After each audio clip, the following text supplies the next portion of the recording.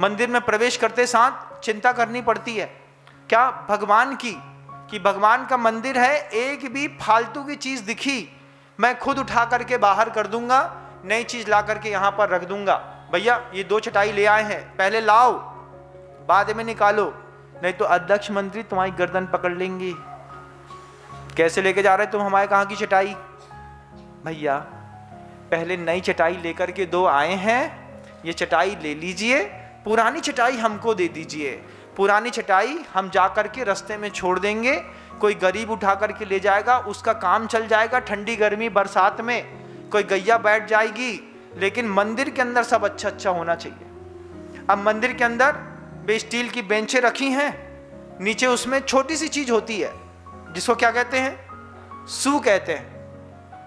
Steel की bench होते हैं ना, तो बेंच के नीचे प्लास्टिक के गुट्टे लगते हैं जिसको उसके भी सू कहा जाता है, उस पाइप का सू होता है, पाइप सू कहलाते हैं। अब रोज मंदिर की टेबल खर खर करके खिसका रहे, ची की आवाज आ रही, चू की आवाज आ रही, बड़ी बड़ी आवाजें आ रही, दूसरे के दांत उसमें किसमिसा जाते हैं। लेकिन तुम्हारे दिमाग में काय को चढ़ेगा कि 12 रुपये के, 1.25 इंच के, आधा इंच के, 1 इंच के सू ला करके हम ही लगा दे रहे। महाराज ने पलट के देखो, अरे महाराज गलती हो गई हमसे, हम नहीं समझ पाए तुम्हारी शांति धारा चल रही थी। चलो भैया ठीक है, तुम नहीं समझ पाई, हमारी शांति धारा चल रही थी, तुम्हें जो तो समझ में आओ कि जो बेंच में आवाज आती है, इस आवाज में एक पाइप सू लगा देते तो कल से इस आवाज को नहीं आएगी।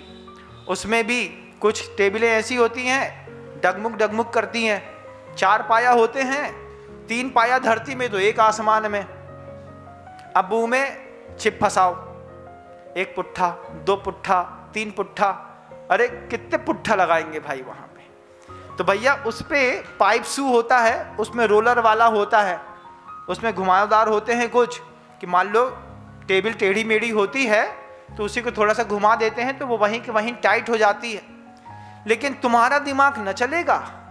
महाराज आपको खूब चलत है, हमारा तो खूब चलत है, क्योंकि देव शास्त्र गुरु के लिए ही जीवन है, तो हमको तो छोटी से छोटी और बड़ी से बड़ी चीजें दिखाई देती हैं।